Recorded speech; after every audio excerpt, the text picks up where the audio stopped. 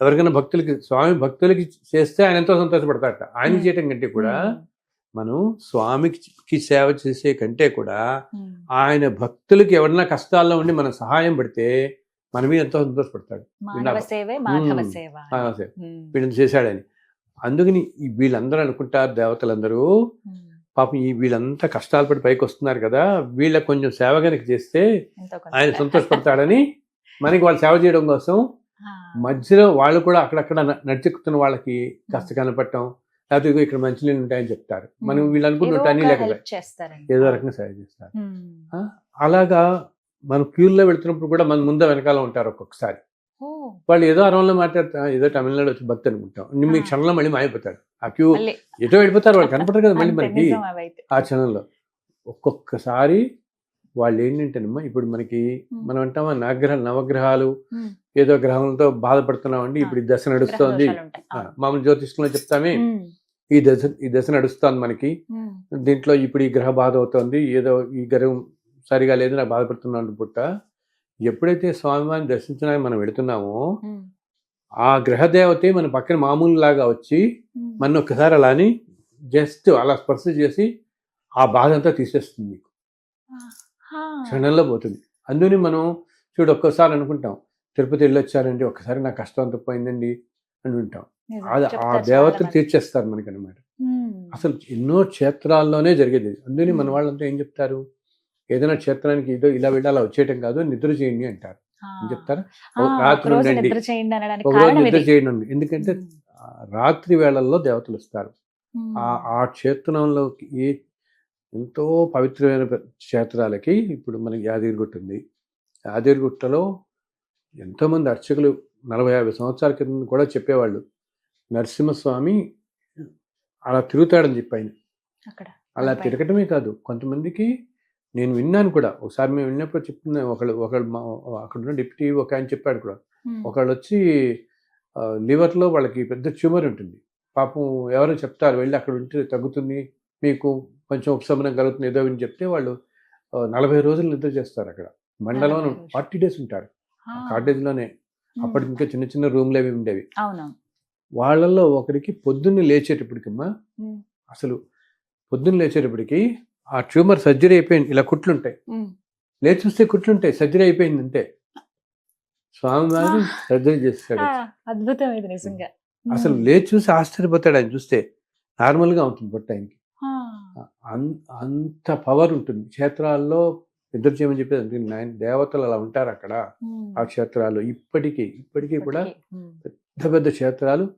అది కూడా ఏంటి, మనం ఏదో అనుకుంటున్నాం మనం వెళుతున్నాం వస్తున్నాం అని, కానీ ఈ క్షేత్రాలన్నీ ఇన్ని కోట్ల సంవత్సరాలుగా ఉండటంతో ఎందరో మహర్షులు, మహానుభావులు, దేవతలు నిత్యం వచ్చే ప్రదేశాలు కాబట్టి అంత శక్తి ప్రదేశాలు. అంత శక్తి ఉండబట్టే మనల్ని ఇంతగా ఆకర్షిస్తుంది.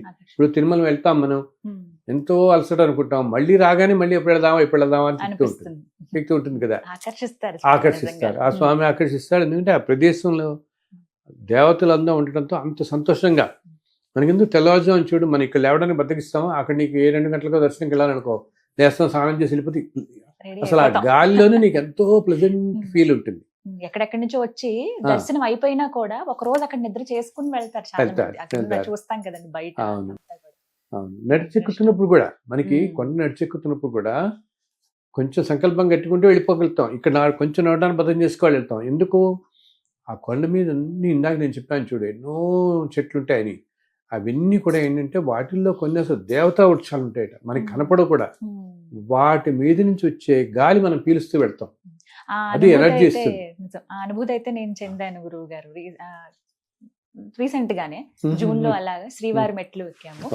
విపరీతమైన ఎండ అండి. ఎంత ఎండ అంటే సుమారుగా 45-47 డిగ్రీలు ఉంటుంది.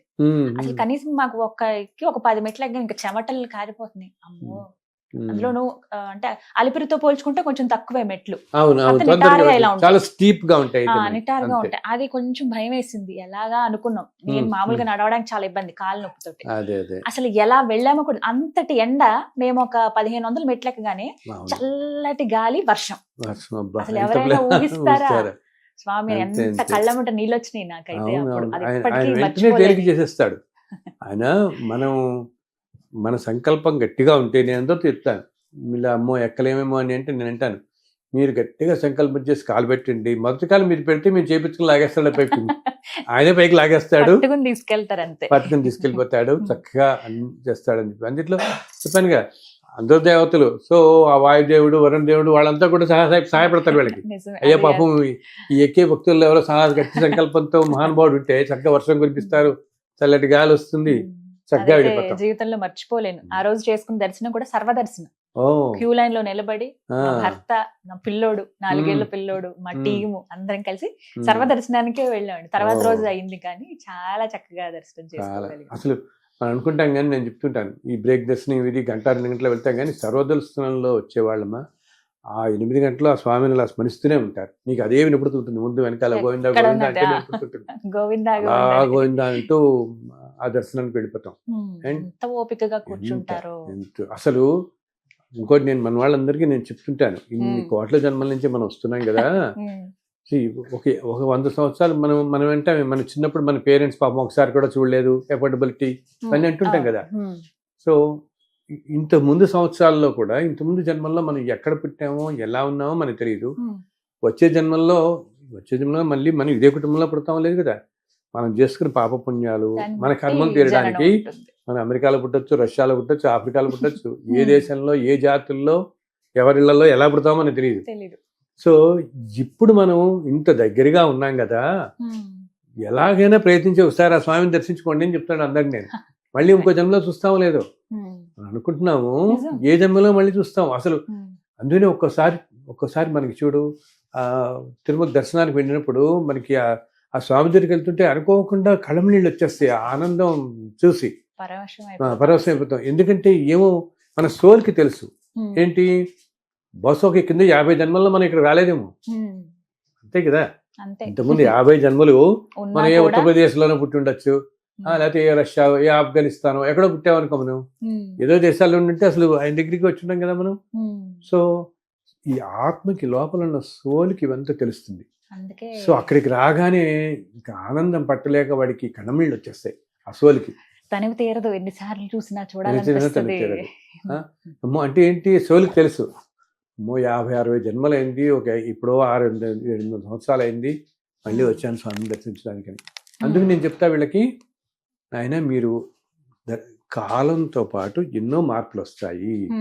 ఏమి ఒకప్పుడు రాజులు పరిపాలించారు, తర్వాత మహంతులు పరిపాలించారు, ఈస్ట్ ఇండియా కంపెనీ ఇట్లా, ఆ తర్వాత చైర్మన్లు, ఇప్పుడు టీటీడీ బోర్డు, అవి మీరు ఏమీ ఆలోచించకండి. ఈ చుట్టుపక్కల ఇది ఉందా, అది ఉందా, వాళ్ళ మెంబరు, ఇది ఇట్లా.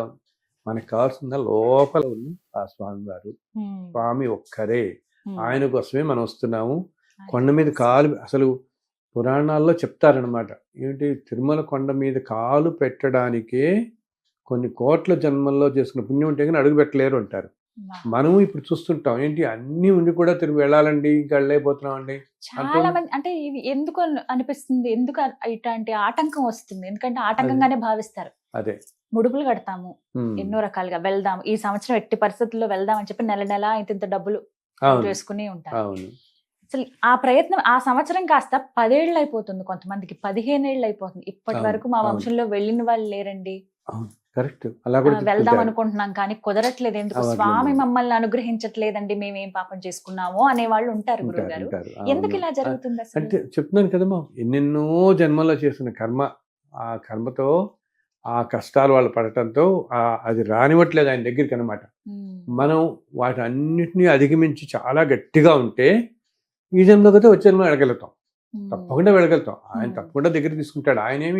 ఆయన రావద్దని మనం అంటలేదు, మనం చేసుకున్నది ఏదో మనకి ఇందాకన్నానే, మనం ఏ జన్మలో ఏం చేసుకున్నామో మనకు తెలియదు కాబట్టి ఇంత ప్రయత్నించినా మనం వెళ్ళలేకపోతున్నాం అంటే.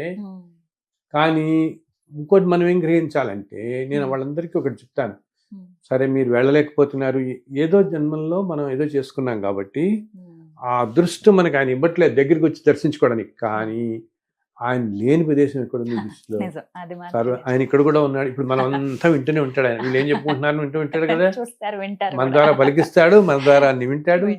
ఆయన లేని ప్రదేశం ఎంతమందికి ఆయన కళలో స్వప్న దర్శనం ఇవ్వటాలు ఎన్నో చెప్తుంటాం కదా. అండ్ మన దగ్గర ఉన్నలో ఆలయాలు బోళ్ళు ఉన్నాయి, ఏ ఆలయానికన్నా దర్శించుకుని భావన చేసుకుంటే చాలు, ఇప్పుడు చిలుకూరులో ఆయన ఎలా వెలిశాడు, ఎవరో భక్తులు అక్కడ దాకా వెళ్ళలేకపోతున్నారు అనేప్పుడు ఆయన కోసం ఆయన వెలిశాడు, వచ్చారు.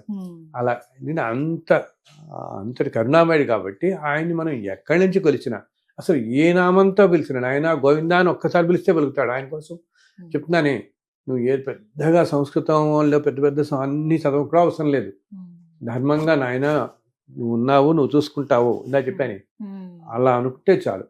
అసలు ఆ కొండకేట, తిరుమల కొండకే మనం ఎన్నో పేర్లు ఉన్నాయంట. ఏమిటి, నారాయణాద్రి, వృషభాద్రి మనం వింటామే, కొండలకే అనమాట. అసలు ఆ కొండ మొత్తం కృతయుగంలో కనకాద్రి అని పిలిచేవారమ్మా. ఎందుకంటే అది మొత్తం బంగారం. కనకం అంటే బంగారం కదా, కొండలు మొత్తం కూడా బంగారమే. మొత్తం ఇది కలియుగం కాబట్టి మనకు ఆ శిలారూపంలో కనపడుతున్నాయి.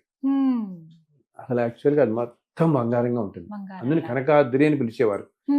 ఇప్పటికీ కూడా మీరు ఎప్పుడన్నా గమనించండి, ఎప్పుడన్నా మీరు 3:30-4 ఆ వేళల్లో వెళుతున్నప్పుడు, వర్షాలు పడినప్పుడు ఎండ సన్ అటు పడితే గోల్డెన్ కలర్ లో మెరుస్తాయి ఆ కొండలన్నీ. సైడ్ నుంచి చూస్తే మనం చూడొచ్చు, మెరుస్తూ ఉంటాయి. అండ్ ప్రళయం అప్పుడు ఏంటంటే, నేను చెప్పాను ఎన్నో యుగాల క్రితం ప్రళయం జరుగుతుంది. ఆ ప్రళయం జరిగినప్పుడు ఆ ప్రళయం నీరు ఆ కొండలు ఎత్తుకొచ్చింది. అందుని వాటర్తో ఎరోడ్ అయి ఉంటుంది. నువ్వు ఈసారి వెళ్ళినప్పుడు గమనించండి, కొండలు ఇలా చెక్కేసినట్టు ఉంటాయి.